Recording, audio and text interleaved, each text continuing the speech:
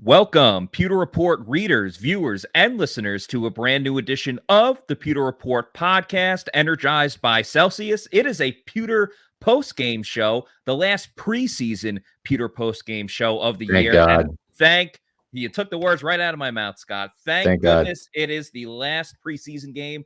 We have our sights set on the regular season, and I know you Bucs fans are as well, because there is a huge difference between when the Bucs starters and when the Bucs backups are in the game. I'm your host, Matt Matera. Joined with me is SR, Scott Reynolds of PewterReport.com. And Scott, Bucs lost 27-10 tonight. There was some good, a pretty good amount of bad, but nonetheless, as I just said, as the title says, the starters going into it look pretty good. So that's a positive that I think we can start with, at least for the beginning of the show. Yeah, I just killed a mosquito on my microphone there. Didn't mean to startle anyone, but I think I got him. Yeah.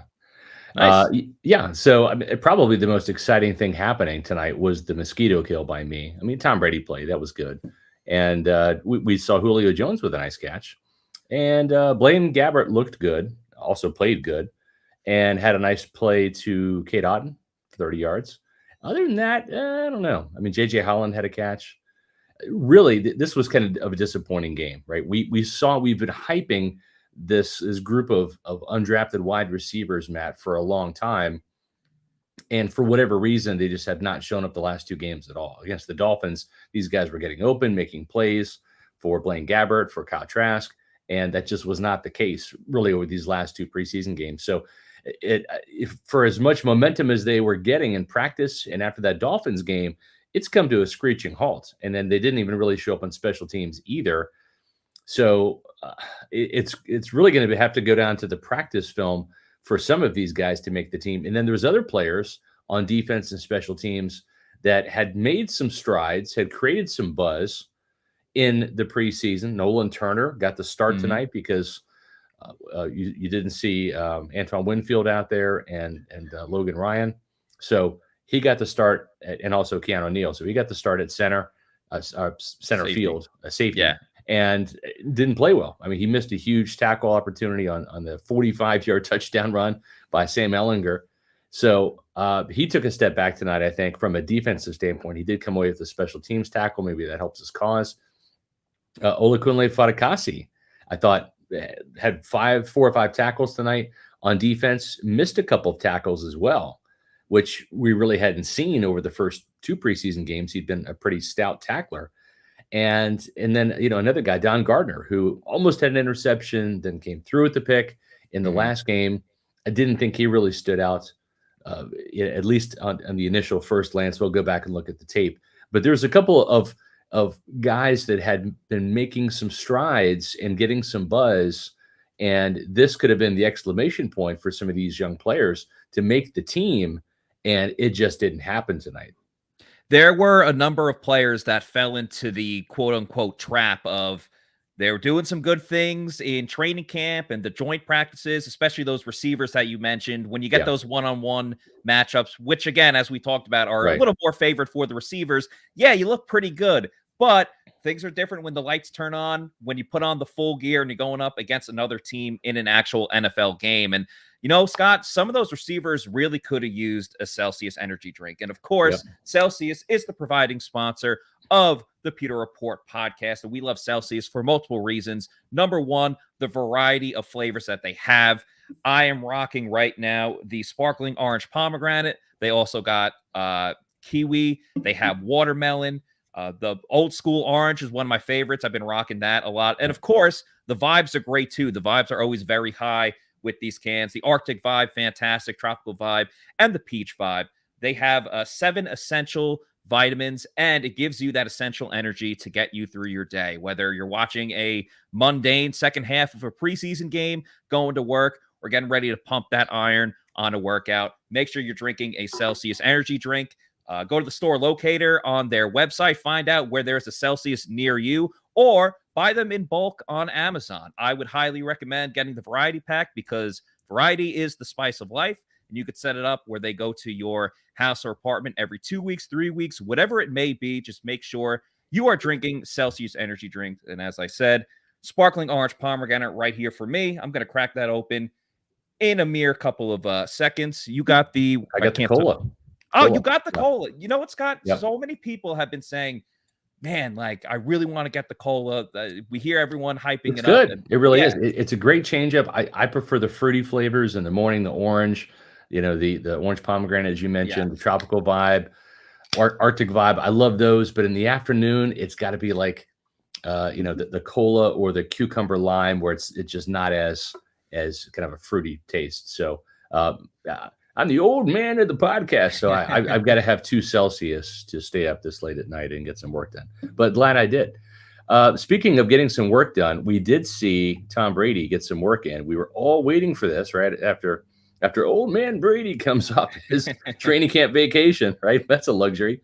He goes out and looks pretty good tonight. Looks pretty good for the old man, right? I mean, Jason Light on the podcast, and I believe Rondé Barber said this as well. Of course, Rondé got his information from Jason.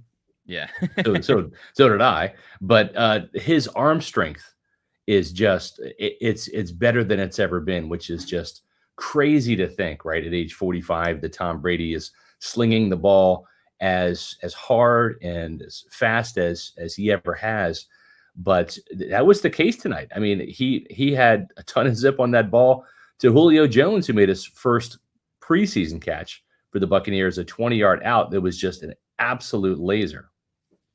Yeah, that was probably the highlight play in terms of when Tom Brady was in there. He was 6 of 8 for 44 yards in the game. And one of those incompletions was just a clear-cut drop by Tyler Johnson. I believe it was actually his first attempted pass of the game. Yeah. But as I said, the highlight was 20 yards down the field, Julio Jones. It was right after they just completed the 4th down play, which Tyler Johnson, to his credit, redeemed himself there. Then chucked it towards the right side of the sideline. Julio Jones made the catch, caught it.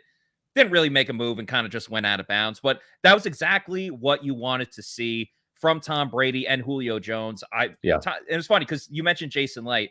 When he was talking with Rondé Barber, he said, I think Tom Brady is even better than he has been since coming here, which is, like, how does Tom Brady get even better? I don't know. One way or another, he does it. And it just showed, like, to anyone that was worried, concerned about Tom Brady missing some time, it didn't matter. I mean, obviously, maybe a little bit of chemistry with some of the younger guys like Cade, Otton, who we'll talk about later. But, I mean, he pushed the tempo. He pushed the envelope. Everything was upbeat. I really like that. We already know that with an offensive line that definitely struggled, especially when more of the backups were in. But, Luke Gedeke was kind of up and down. Nick Leverett looked like a turnstile at some points. And obviously Robert Hainsey with that injury. I'm not as concerned, though, when Brady's in, because he's just going to get rid of the ball quickly. So he's going to be able to combat that offensive line that, will struggle at times just from the fact that you're relying on a second-year player and a rookie to block for Tom Brady. But I thought he got the ball out very quickly. Obviously, he's still looking for Mike Evans all the time, so no concerns there. Evans drew a penalty on Stephon Gilmore. There's another incompletion to him. But I don't know. I have no concerns about Tom Brady heading into the regular season. I don't think any Bucs fans should either, because he did pretty much everything you expected of him, except for they didn't score a touchdown. They unfortunately had to settle for a field goal. But I think when they play Dallas, things will be just a little bit different. Yeah, I agree. We're bringing in J.C. Allen now. Just talking about the first drive from Tom Brady and how they went up tempo. That's one thing Todd Bowles communicated after the game in the press conference, was they wanted to go up tempo to eliminate some of the Colts pressure plays, just to make sure they could get Brady in and out.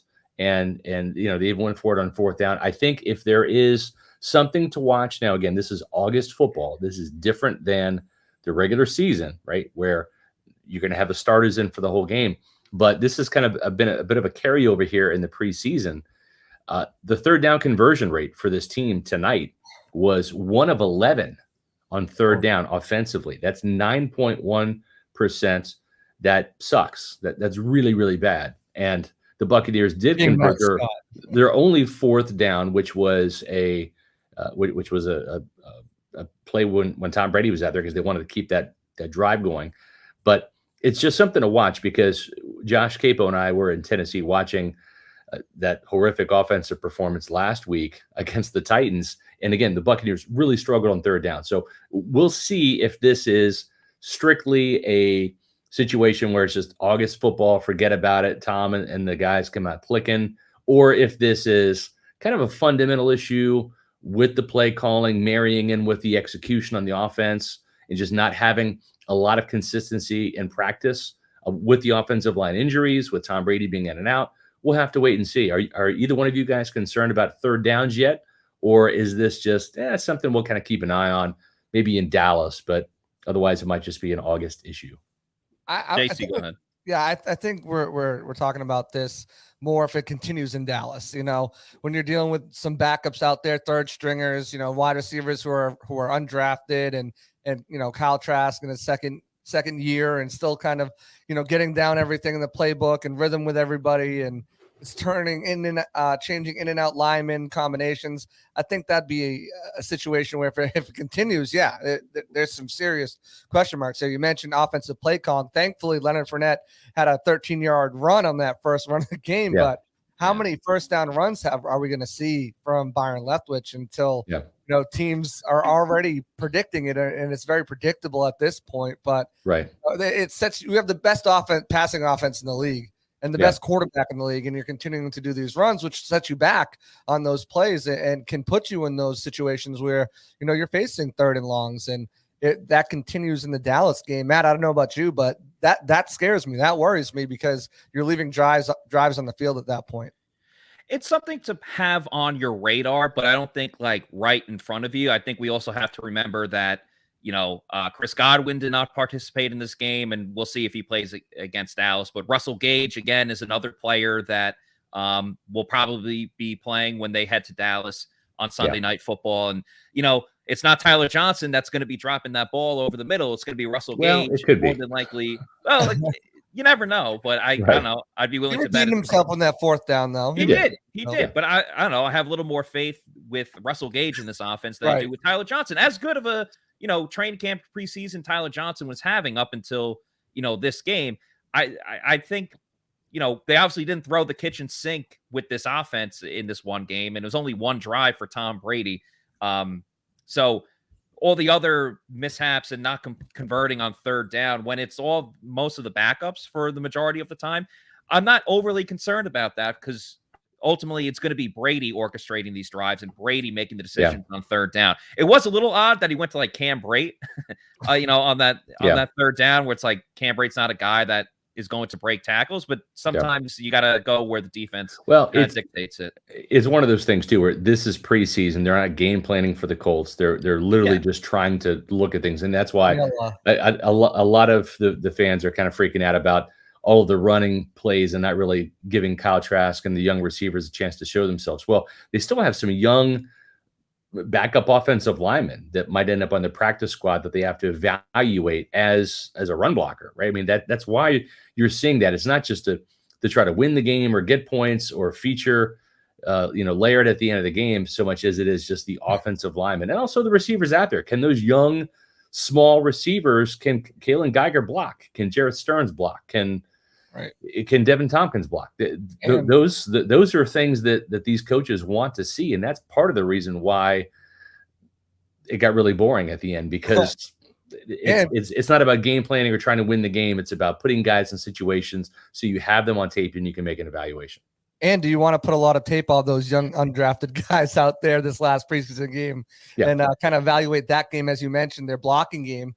You know, kind of keep them off to the side a little bit. You've seen what they can do in those other two games in camp, and you don't want to give extra tape to any people when waiver cuts downs come around, and you want to sneak some of those guys back. That's true. That's a good point. We just put in the chat here the latest injury update story where Todd Bowles talks about Robert Hainsey. It looks like it is going to be a mild ankle sprain. We'll see how the swelling goes tomorrow. I've talked to plenty of NFL players that felt like it just like a little bit of a tweaked ankle. Then the next morning it's swollen and they can't even put any pressure on it. So hopefully that's not the case with Robert Hainsey. He was walking around, without a limp or anything during the second half of the game. So we'll see. That's probably some good news there if that's the case. At the same time, that he doesn't think it's anything major either during the broadcast. So that was Well, again, we'll see if there's any swelling tomorrow, because that's going to be the big thing. When he wakes up tomorrow, he can walk around fine. you can breathe a sigh of relief. If it's swollen, because sometimes that's what happens with high ankle sprains, is that they don't seem as bad as lower ankle sprains initially, but like they can flare up the next morning. And I hope that's not the case. It's certainly a good sign that these initial reports are positive. Let's put it that way. And that was, other than Brady coming back in terms of offensive storylines, Hainsey getting injured, obviously, I think was the second biggest thing. That he played a little bit more, him and Gedeke obviously played a little bit more than most of the starters because they're still young guys learning the position or getting experience at the position, I should say. So that's why they were in more. I saw some people complaining about that. I had no issue with them still playing. Again, the Bucs have to figure out, like, can we truly trust these guys? But I will say, I mean, the Bucs can ill afford to lose anyone on the offensive line, especially Hainsey as their backup center. I mean, right. And then their backup center. Yeah, exactly. I mean, Leverett moves into center, and he was already struggling as it was at guard. Him going into Dallas. Thank you, Mr. Bucs Nation, for the $2 super chat. Appreciate you, man. I can't see a team with Leverett as the starting center. I mean, and for everyone saying JC Tretter, he retired. He's not coming to the Bucs. I saw so many people on social media. The Buccaneers did not like his tape last year, and guess what? Neither did any other NFL team because he didn't get any interest. So sometimes, folks, the PFF grade is wrong. That's just how it is, right? So that's how it is. So see here, Tom, Fatukasi should be the number 3 middle linebacker. Well, I mean, technically, yeah. I mean, the number 3 linebacker, inside linebacker. He had an okay game. This was not as good of a game as he had against Tennessee or even the Dolphins. He missed some tackles on one of those touchdown drives for the Colts in I believe the second quarter. But the thing is he does fly to the ball faster than KJ Britt. And the one takeaway that I had in watching Britt and Fatukasi tonight is Britt is a guy who knows this defense. This is year 2. He got praised and lauded all off season for how in command he is. He's got the green dot on the helmet. He's got the earpiece in there for for communication with the defensive coordinators. At the same time, though, Fatukasi just has more speed. He's more athletic. He can get there faster, and he shouldn't be getting there faster if KJ Britt knows the play. But that's where Britt's lack of athleticism or lack of good or / elite athleticism shows up, in my opinion. I think, and he's been good on special teams as well. He's been good on special teams, yes. KJ Britt had that tackle right there on the punt return, but if he whiffed on it, Fatukasi was right there to blow him up and almost got the assist. He was about a half second shy of that being an assisted tackle. Yeah. So he's looked good in both phases of the game, and I think they trust him out there. And it's going to come down to, I think, really, Stewart or him, or maybe you keep that 5th guy. So you know who else looked good? Ryan Suckup looked good. Oh, he's the kicker. Blaine. Huh? Yeah. Well, I mean, if you want to mention Blaine, we can go there too. Blaine looking good. Hey, there was one quarterback that orchestrated a touchdown scoring drive, and it wasn't Tom Brady. Again, you took the words out of my mouth. Saying it was not Tom Brady. Yeah.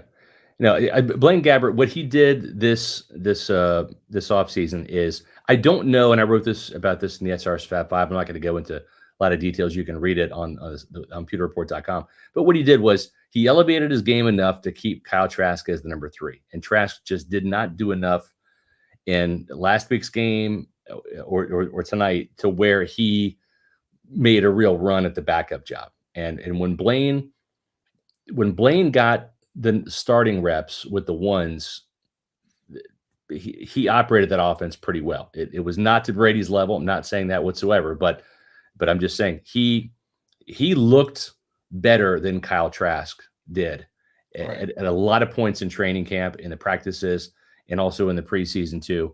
And certainly didn't do anything to lose the job. I just don't think Trask made up enough ground. And and is that a good thing or a bad thing for this organization? This organization wanted Kyle Trask to win that number 2 job because of the draft pick they had invested in him.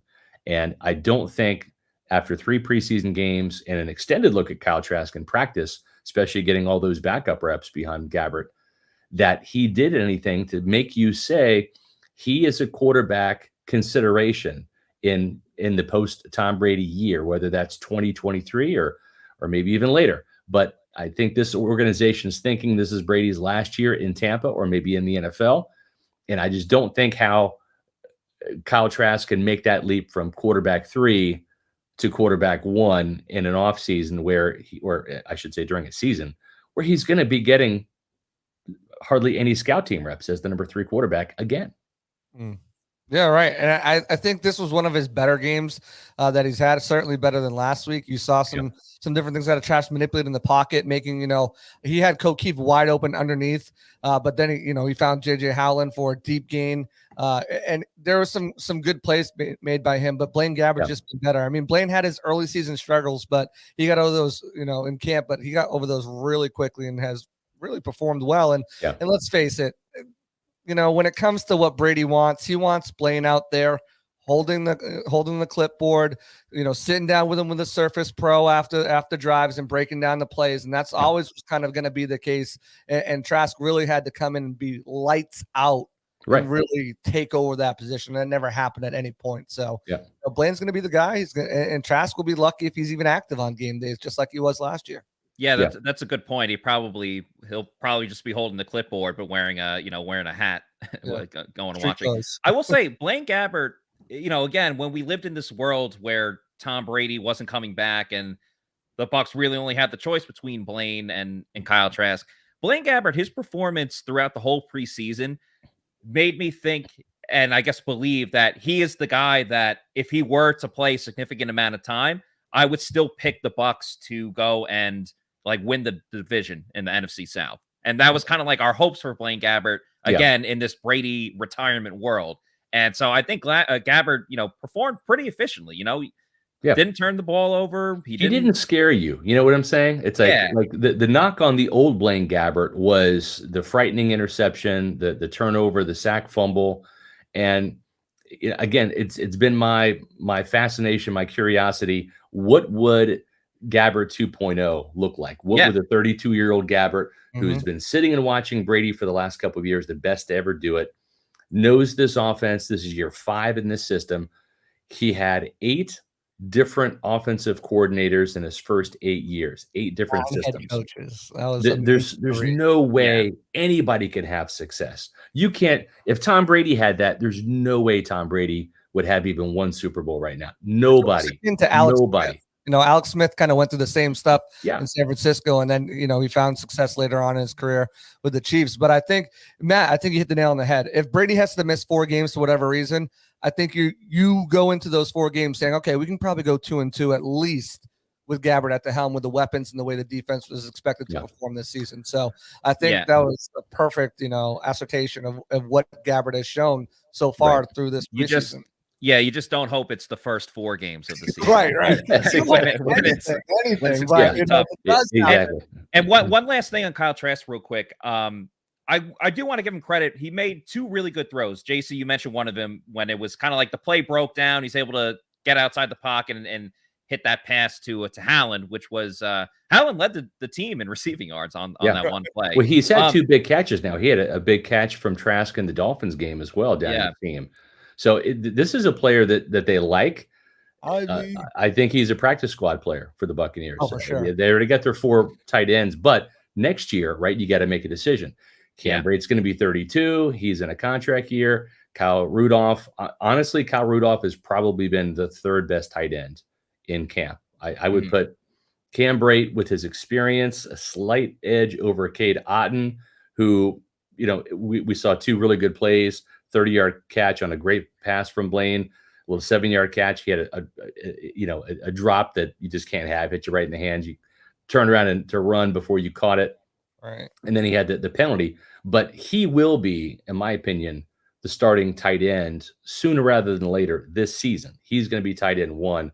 They're really happy with what he's been doing in Keeft. So they very well could be after this season. You have Cade Otton as your starter. Keeft is your number 2/fullback. And then maybe JJ Howland gets a shot after a year in the practice squad to come up and be that number 3. But they like him a lot better than Tanner Hudson, who just simply couldn't block.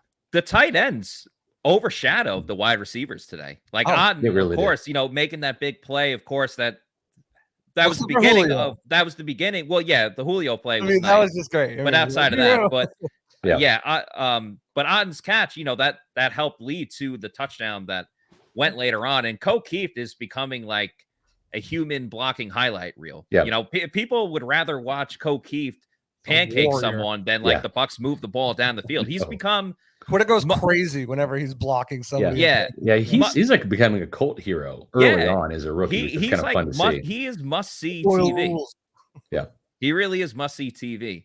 And when the receivers kind of struggled like they did outside of Julio, it was nice to see like another group actually step it up a little bit. Again, in a game where there was the struggle bus was really moving in a lot of directions for the Bucs in that game. But yeah, shout out to the tight ends for going out and making plays when other people what was weren't. your second throw of trash that really impressed you? I think I know what it was. Yeah, it was early when he was playing. It was a 3rd and long, and he connected over the middle. I believe it was to Tyler Johnson to keep the chains moving. That was a nice play there. First 3rd down conversion and only 3rd down conversion of the entire game. That's right. Right. Yeah. And that was a really nice play. And it's like, okay, like there you go, Kyle Trask. You turn to the corner, and then like later in the game, you just hold on to the ball too long and get sacked. It's like, damn, we're back to square one.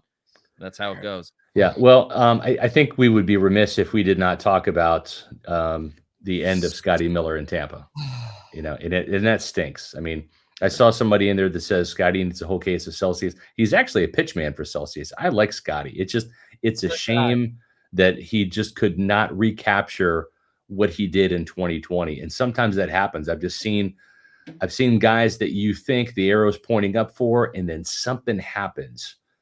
And whether it's an injury or whether it's just circumstance, they lose their confidence, whatever. He's had some bright moments in training camp, but he's just not been able to recapture what he did in 2020. And that's just unfortunate because I think he's got NFL talent. I just don't know that he is, well, he's not one of the best 5 receivers in Tampa. And then when you're talking 6 or 7, you got to factor in special teams. And he just never made it, never got the opportunity in practice, or I should say in games. In practice, he did. And I don't know why he didn't get a look in a game as a punt returner, kick returner. It's not going to hurt. Some of the guys they put out there haven't been any better. But yet, I think with this drop, and I mean, last week's drop, it's over for him. And I wrote about that in Most Disappointing, which is going to be live on pewterreport.com soon. So go check that out.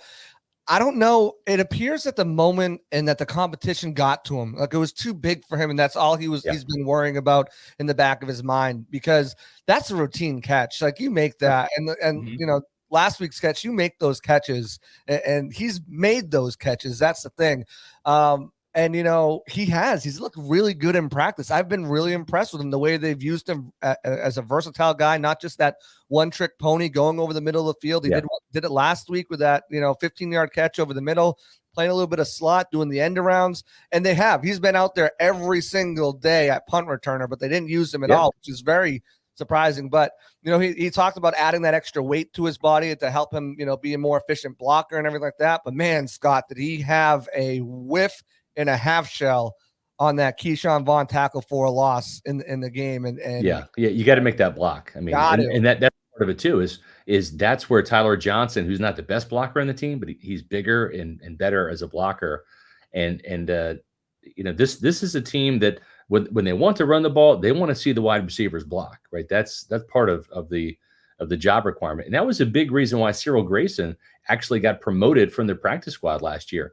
Last year, the team felt he was the second best receiver that could do some run blocking, right behind Chris Godwin. I mean, they put him up there next to Mike Evans in terms of being a run blocker. So that's how you make an impression, not just as a receiver, because this team's got a fantastic 4. We've talked about it. Mike Evans, Chris Godwin, Julio Jones, Russell Gage. They got guys that can catch the ball. If you're going to make this team, you got to be able to do something else. Help in the run blocking department, play on special teams, find something else to do, because they already got guys, 4 of them, that can catch the ball and catch it really well. That's what I kind of thought with Scotty in terms of if he was going to make this team, I think it would have to be through just being an efficient gunner. And I thought it was quite odd that he didn't really get a ton of opportunities in this game when it was the Indy game last year that really put Scotty know. on the map in terms I know. of being a special teams Yeah. player. I do want to make another point about Scotty, but if he does unfortunately get cut, I do think he could end up on like another team. But as he's waiting around to hear from his agent, he might be a little down in the dumps because he just got cut by a team. One way that he could cheer himself up is by going to Pin Chasers and getting in a couple rounds at the lanes. Guys, of course, Pin Chasers is another sponsor of the Pewter Report podcast.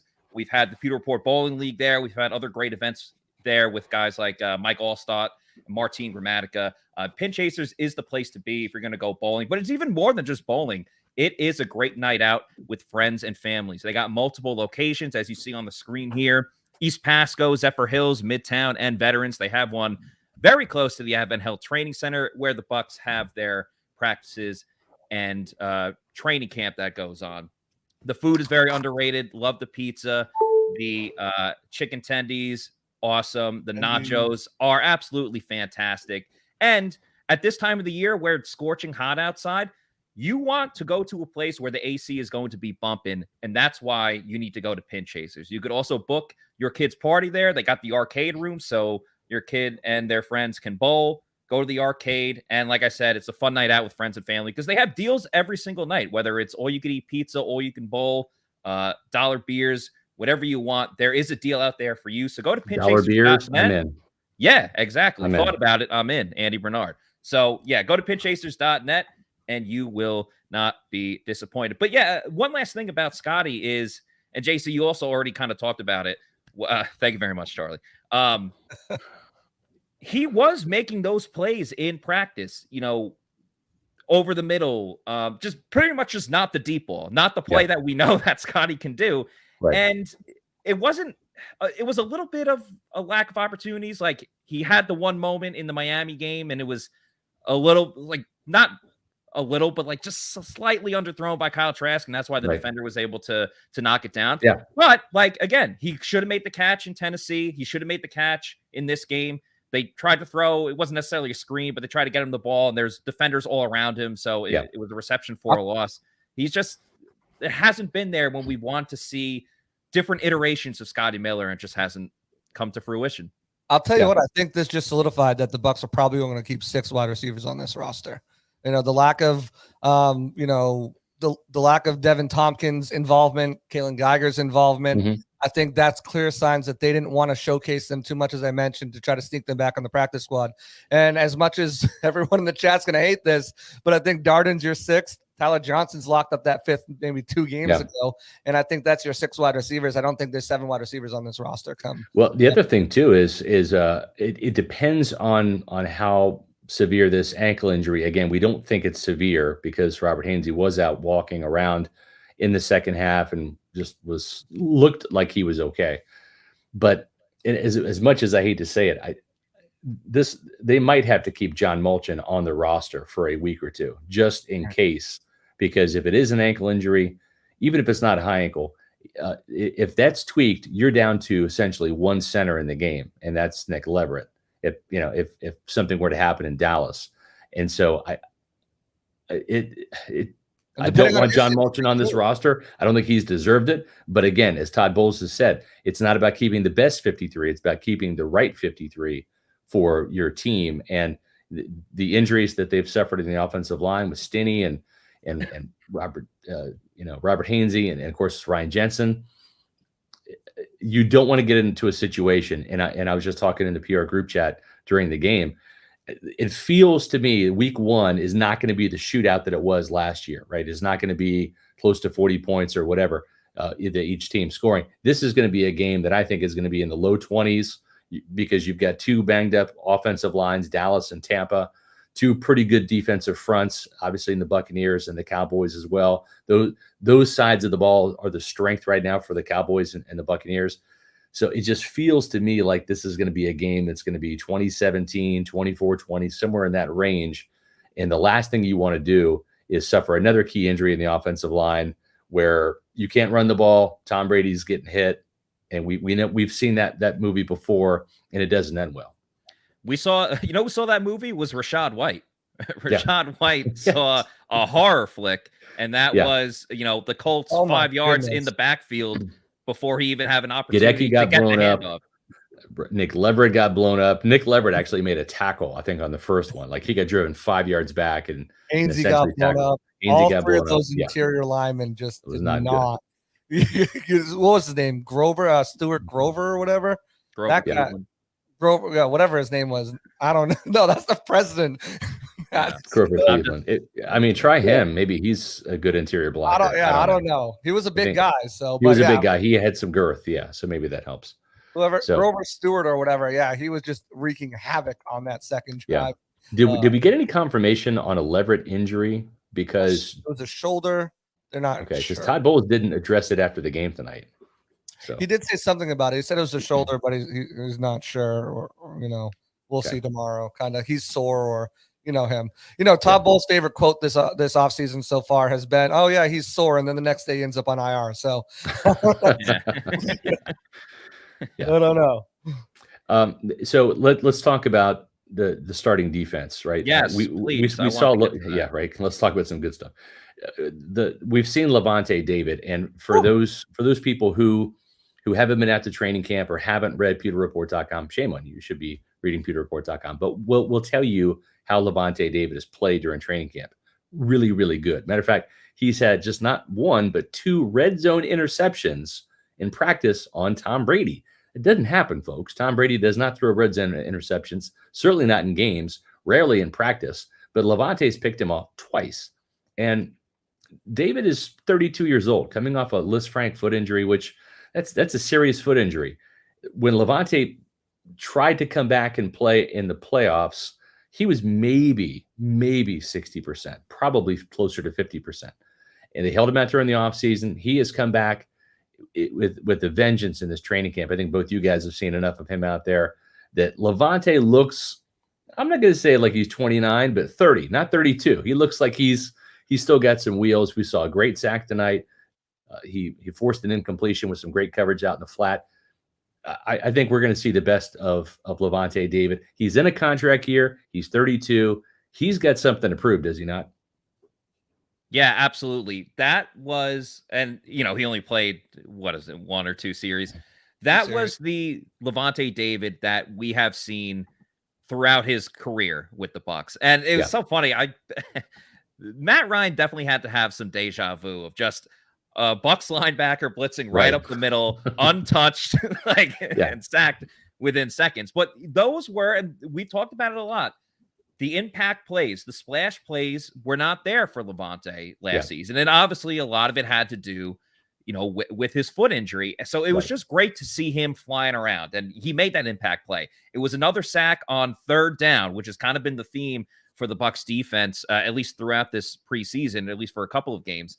Went in untouched, took Matt Ryan down right away. That was just, again, like the Lavonte that we've seen throughout his whole career. I even like the play more that you mentioned, Scott, when he pretty much just decked the running back to it was going to be an incompletion anyway, but he really put a nice hit into him. And it's just that's the Lavonte that he's going full throttle, man. He's really flying around. That foot injury has healed. He looks in great shape, like faster than he looked last season. And sure, maybe the contract's a little bit of motivation, but if they have this Lavonte for 17 games, I'm just so excited for this defense. They got to turn the ball over a little bit more, but I mean, run stopping, they look great. Akiem Hicks, even though the stats won't show it, I thought he was awesome, just terrorizing everybody up front. You see that quick first step that everyone's been talking about, and you see why the Bucs front office is so happy with this guy, with this addition. If he's healthy, I just love what he can do up front, and him and Vita, it's 3 guys. So exciting. Yeah. It took 3 guys to block Hakeem Hicks and Vita, just as I thought it would go and take. And it opens up things for Lavonte. And Matt, as you mentioned, and we've talked about, Lavonte talked about after the season. And again, this, he wasn't happy with his production. Didn't make the splash plays that he made. And he wants to be back to that guy. He didn't make the NFL top 100 list this year. How much is that as a snub to him? He also, he got named as one of the best linebackers in the league, top 10. But still, those things, he wants to be the Lavonte David of old. He's never got the recognition that he's got with more national media attention and eyes on Tampa Bay. It's his time to shine. And I agree. Anything like this, in the regular season. Yeah. It's look out opponents. I'll say this: Mark Dominic did some good things in Tampa Bay. Not enough good things to get this team to the playoffs. But one of the things that he did was he extended Rondé Barber's contract. He gave him a series of 1-year deals, and that was partly what Rondé wanted. I think Rondé wanted that edge. He didn't want the pressure of 2 or 3 years. I got to live up to this contract. Give me a 1-year prove it deal. And I think Mike Greenberg and Mark Dominic did that, I want to say, for 4 straight years. Rondé had a 1-year deal. I wouldn't mind seeing that for Lavonte David. I know players love to get these contract extensions, but sometimes it's like they're just so full of voidable years and fluff money. If they can do it and give, look at their cap situation for next year, they probably have to do some void years just because of the money they've pushed into the future. But essentially, give him some of those 1-year deals, because this Lavonte David is highly motivated, and I want to see this Lavonte David next year if he plays like I think he's going to play this year. And he's not a guy I think he's going to go anywhere either. I think he's open. I think he'd be open. He wants to retire a Buccaneer. Yeah, right. There's no doubt. One franchise. Lavonte David looked hungry. That's what I'm saying. Hungry out there. And if he wanted to eat in Tampa, I think Devin White would tell him to go to walk-ons. I think you're right. Oh. This is a walk-on athlete. They push harder and put their heart into the game. This is the passion we're built on. It's why we put our heart into creating game day with a taste of Louisiana.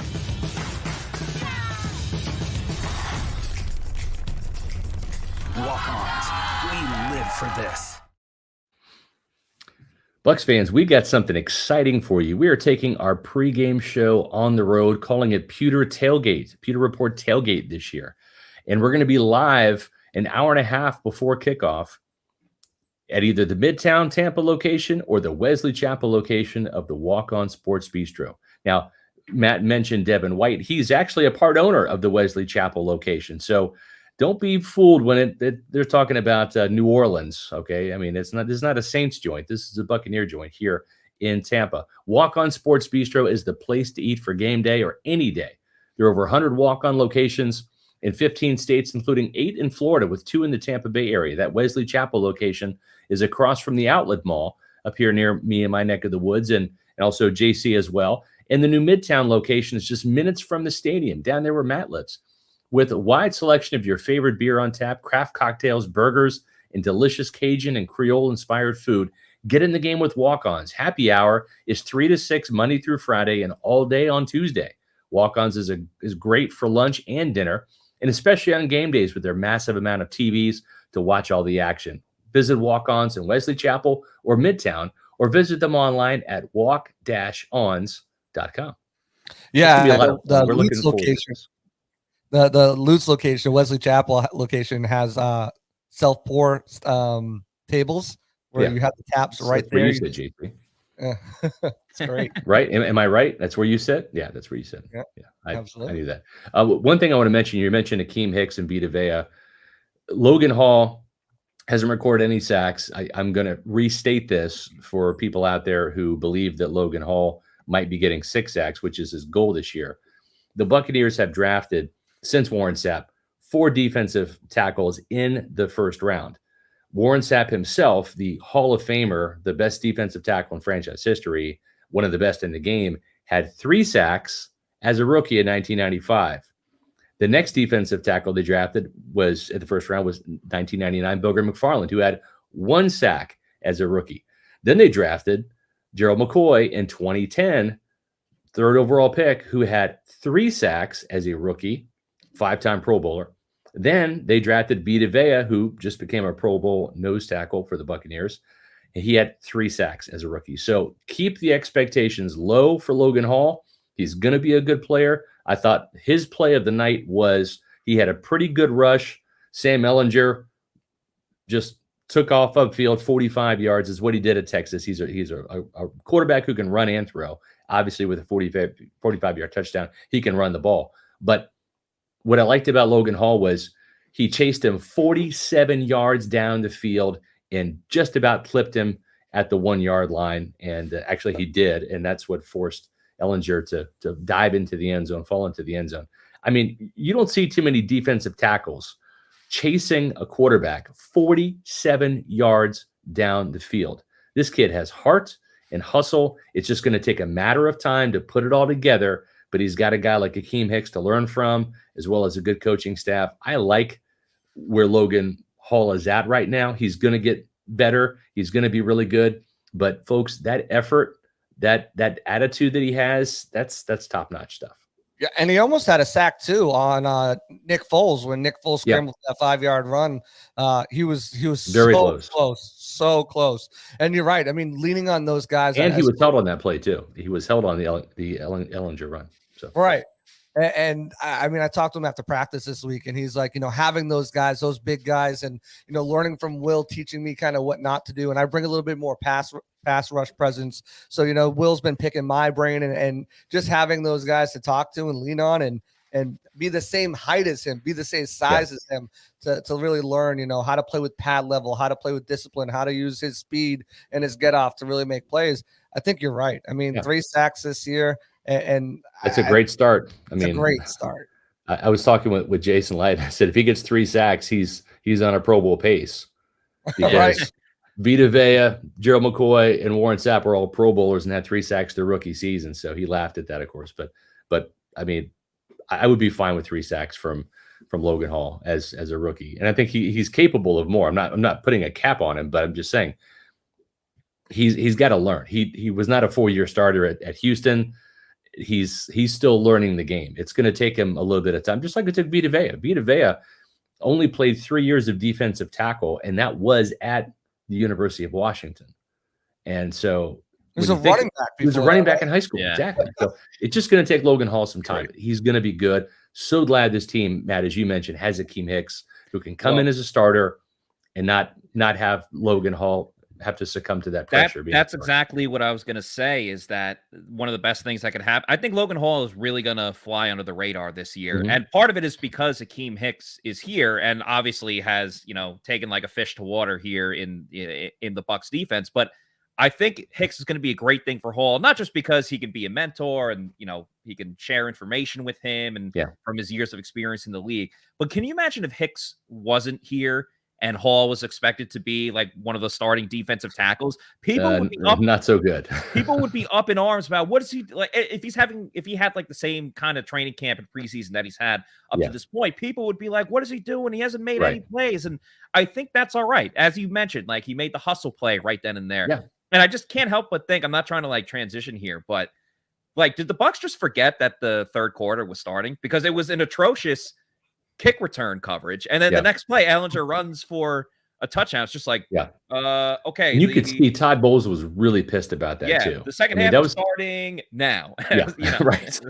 Yeah, no, he was really animated on the sidelines. There was a good little screen grab of him looking pissed off. News Channel 8's with their camera work there, but yeah, that was not a good play. And again, you know what? I think that the coach's job got a lot easier tonight, the scout's job, because a lot of these guys that they were hoping to step up and make some tough decisions didn't.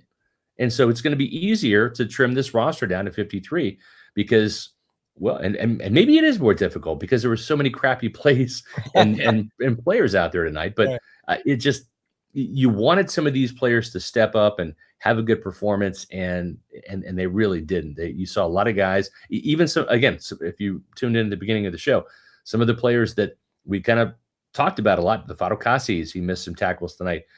Don Garner didn't really step up and make plays as he had the last 2 games.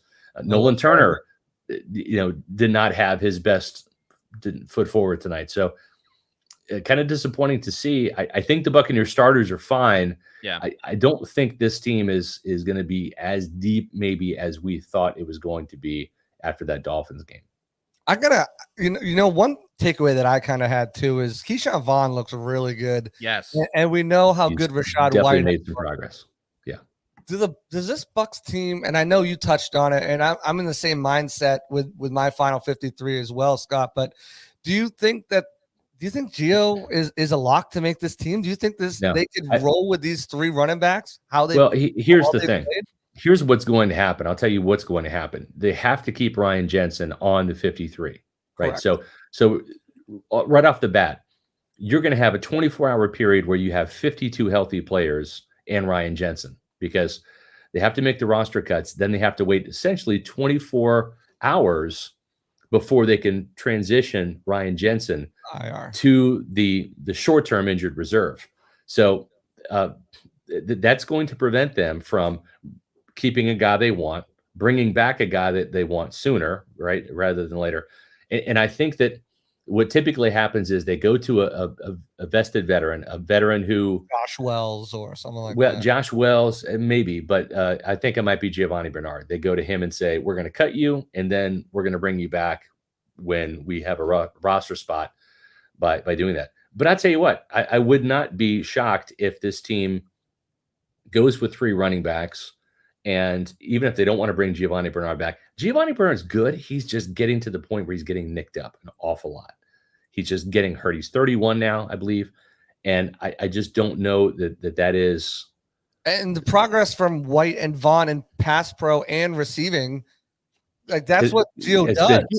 He's not a runner at all. So you've got running backs that can run the ball with Vaughn and White, and they're showing improved receiving skills and pass pro skills.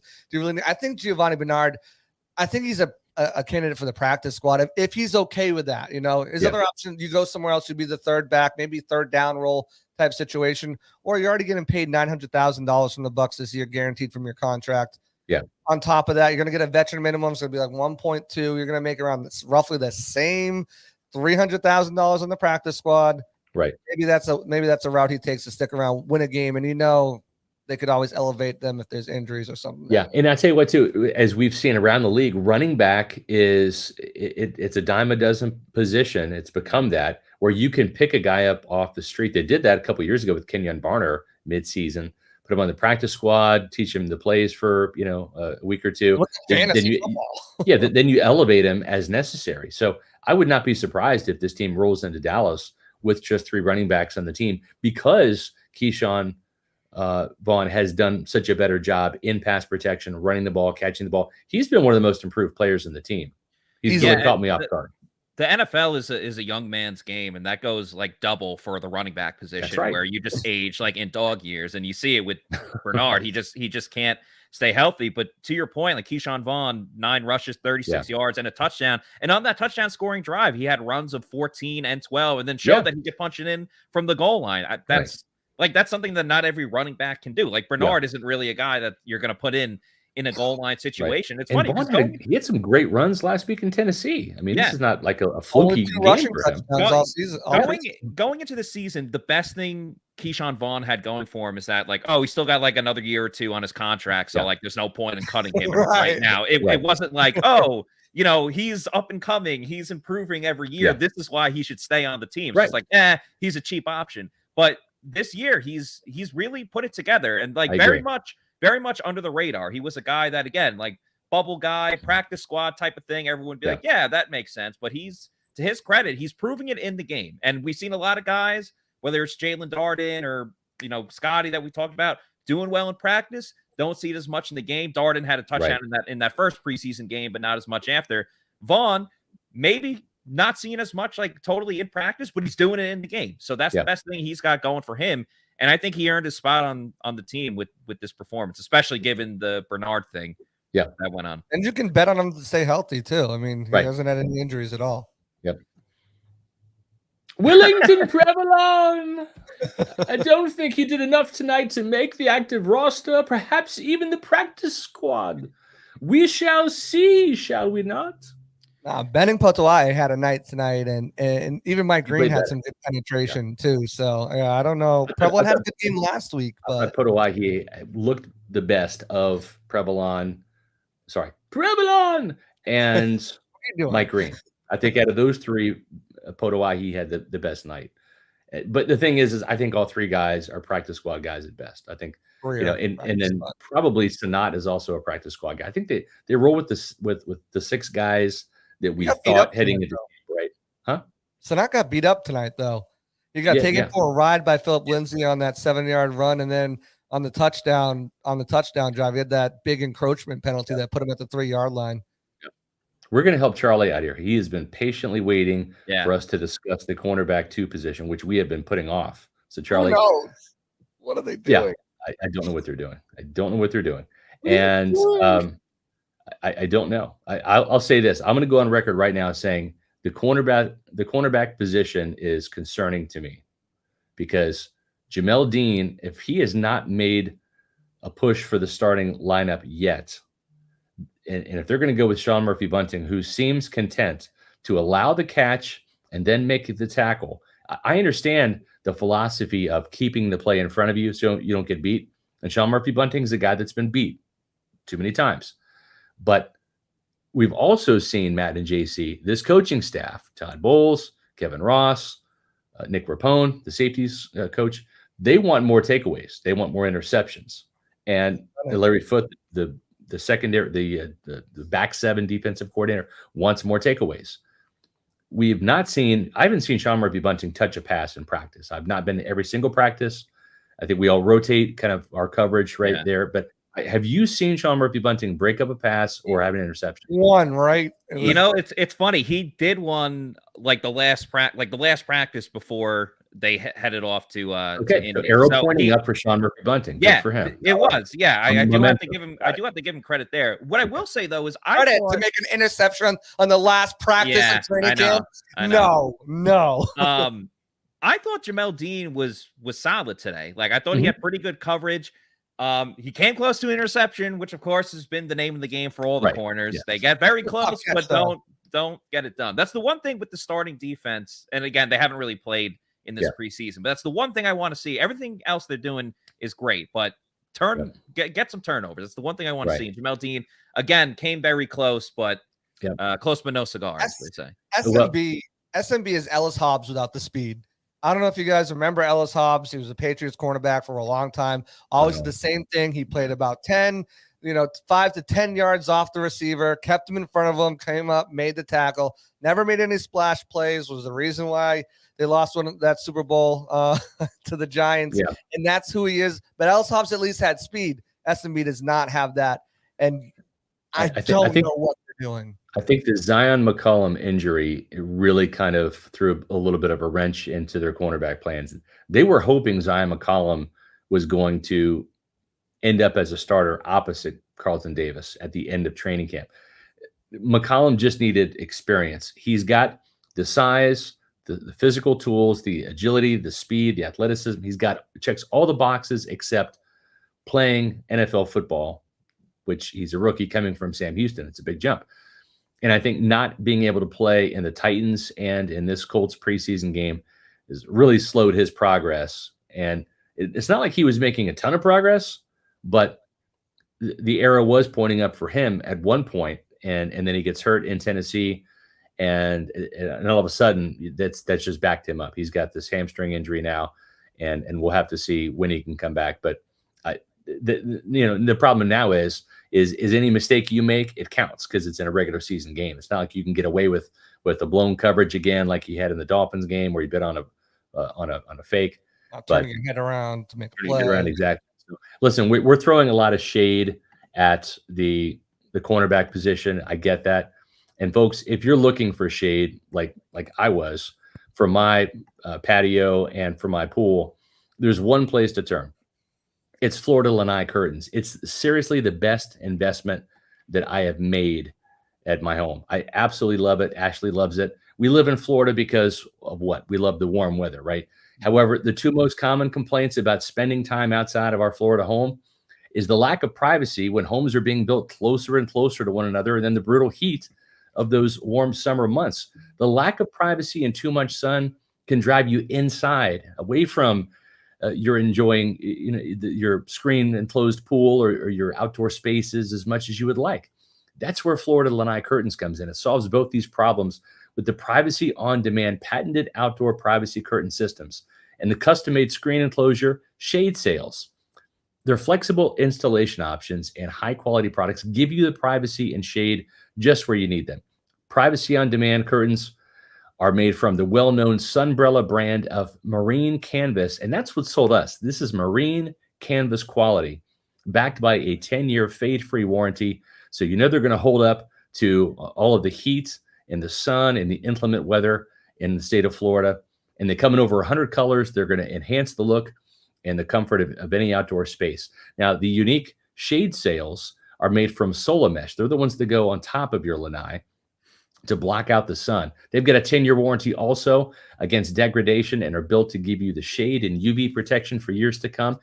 If you need privacy or shade and you want more freedom to enjoy your outdoor spaces, visit the folks at Florida Lanai Curtains. Check out their website, lanai-curtains.com, to find out more about their amazing custom products. And you can do your own hassle-free instant online estimate. Folks, it is worth the investment. I've got them here at my house, and I've had them for months before Florida Lanai Curtains even became an advertiser. Call 813-337-2511 to schedule a free in-home consultation. That's Florida Lanai Curtains at lanai-curtains.com. How's that for throwing some shade? That was great. Yeah, that was a Mark Cook-esque segue right there. So yeah, very, very good. One thing we were talking about the coverage and the kickoff coverage a little bit.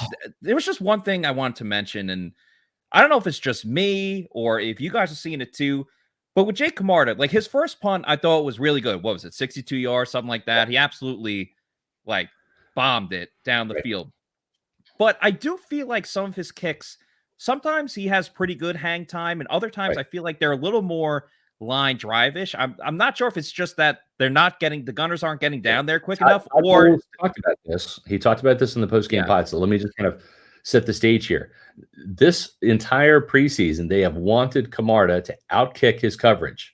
And sometimes when you need a 65-yard, it's got to be a little bit more of a line drive without as much trajectory. What they wanted to do, and I think they ultimately failed, they wanted to find out who can run and gun. They wanted to find out which guys had the wheels to beat the double teams, beat those vice guys, and get down the field to cover punts. And Todd Bowles pretty much admitted that they did not find any gunners this preseason using that approach. So what he did say was that they're going to be doing some more strategic game planning, where you might see a 42-yard punt designed for a fair catch, where you're not going to be seeing all these massive returns. And I'll tell you, if Cavante Turpin makes the Dallas Cowboys roster, the TCU kid who had the 86-yard punt return for a touchdown, the 98-yard kickoff return for a touchdown in that Cowboys game the other week, you're going to want this guy to fair catch. Even a 38-yard punt, just do not have him return the ball, because he is a touchdown waiting to happen. So I think that was what they tried to do. At least that's what Bull said.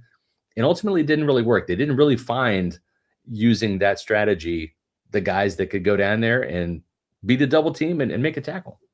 No, and they've tried out multiple people out that position. D. Delaney and Jamil Dean started the game. Both of those guys have some good speed. It was interesting because I thought maybe they tried Rashad Robinson out there first, because he is the fastest guy on the team, according to several players. But they need to do something. They need to do something, whether that is game planning strategically, because as Bull said, there wasn't any guys who stood out consistently so far this entire preseason or camp. And camp's different because they're not doing live tackling. Bruce did a little bit of it last year. Bull didn't do any of it this year, but they need someone to step up, because it's not going to be pretty come regular season if you're letting up 53-yard kick returns, 10-yard averages on punt returns, 17-yard long punt returns. You can't have that happen, because field position is so important in these games, especially with some of the opponents and offenses they're going to be going up against. You can't give them good field position. You can't let a 62-yard punt become a net gain of 30 yards. Can't do it. Can't happen. I will say this: the Buccaneers did draft the right punter at the end of the day, right? Yep. I mean, there was some consternation when punt god was passed over and the Bucs drafted Jake Camarda. I think after today, right, the Bucs made the right call. Right. Yes, they did. Yes, they did. Absolutely. And speaking of just press conferences, you mentioned Todd Bowles. Tom Brady spoke for the first time in a very long time. I don't know if there was much to take away from what you guys heard and saw. Obviously, he was asked about the fact that he was gone, where was he? And, he did the typical, like, it's my personal life, I'm not really going to talk about it. I do like, though, that one of his answers was just like, yeah, I got a lot of shit to do. He's like, I'm 45 years old. I got a lot of shit going on. Yeah. Yeah. I mean, listen, I think that we pretty much have to assume, and again, what they say about assuming makes an ass out of you and me. So I could be wrong here, but just being married and being a couple years older than Tom, I'm Tom's senior, I'm 50, and he's only 45. I do think that when he came out of retirement, there was some negotiation with Gisele. Right? I mean, I think we can pretty much come to that conclusion that it was, hey, babe, I really want to play football again. And she's like, well, okay. The way he said it too, there's like, it seemed like he's like, I've got real life shit going on. There was, it doesn't like, if I didn't take this vacation well, we don't know, with my wife, like there was going to play. Really split it in. Let me play, and that's okay. I mean, we've all been there. We have honeydew lists and stuff. And I mean, that was just part of the honeydew list. But I think, during training camp, take the trash out, pack the kids' lunches and take a vacation. That's just part of it when it comes to Gisele's honeydew list, right? For Tom. He said something in the past before, like every time I try to do that stuff, I just screw it up. And she's like, just let me do it. Right. But I think she's saying we're gonna do it now, right? I mean, listen, remember when Gisele and the kids saw Tom instantly after winning the Super Bowl, she was pretty much like, we're done now, right? Like, what more do you have to prove? What more do you have to prove? We're done, right? And Tom's like, not really, So listen, I get it, negotiations and all that stuff. Listen, when you're Tom Brady, you can pull it off. So do it, man. Get down to the Bahamas, get your vacation in. And listen, this was all part of the Bucs plan too. I've talked to people within the organization before training camp started. This was all about seeing if Kyle Trask could make the jump up to number 2.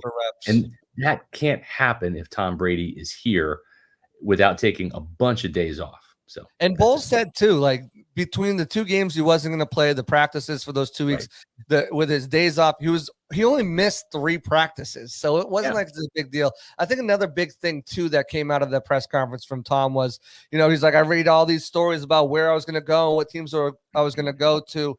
And he's like, I was only going to one place, which was here. And then he went on to say, he talked about how, he chose the right place and showed love for Jason and the Glazers and everything like that. But, there's been so much to come out about, was he going to the Dolphins, the 49ers? Whoa, Dana White came out and said it was the Raiders. Like, for him to just say, no, like this was the place I wanted to be and double down on what he said at the ring ceremony, when he was like, it all worked out. It's all conjecture because those are woulda, coulda, shouldas. We know what happened. The Bucs have rings to prove it. They've got a second Lombardi trophy over there at the Advent Health Training Center to prove it. Folks, it has been a fun night tonight, even though the game wasn't that fun. It's been great chatting with you all. We appreciate the super chats. We appreciate everybody tuning in. We're over 9,000. We're on our way to 10,000 because of you guys, the Pewter people that we love.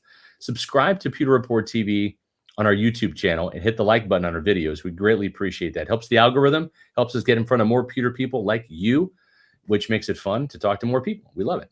Now, the great thing is this week coming up, the Bucs don't have a game next week. You got to wait 2 weeks before the season opener, but we will have 4 Pewter Report podcasts in a row, Monday, Tuesday, Wednesday, and Thursday, covering all of the roster cuts as they happen. The analysis we're also going to give our season predictions prior to the week before the Cowboys game, now that the preseason is concluded. So you don't want to miss the Pewter Report podcast coming your way at 4 o'clock Eastern time, Monday, Tuesday, Wednesday, and Thursday. And of course, as always, stay tuned to pewterreport.com for all the latest Bucs roster cuts, injury news, recap, analysis, commentary, etc. We appreciate everybody tuning in all throughout training camp and the preseason. Let's keep it going during the season. And for our social media accounts, Twitter, Instagram, Facebook, you can find us at Pewter Report. But we want to make sure that you, when you're watching the Pewter Report podcast and any of the clips that Matt and Casey put up on our YouTube channel, Pewter Report TV, you're hitting the like button and you're also subscribing. So we appreciate everybody tuning in tonight. For Matt Matera and JC Allen, I'm Scott Reynolds saying we'll see you Monday for a roll call and another edition of the Pewter Report podcast.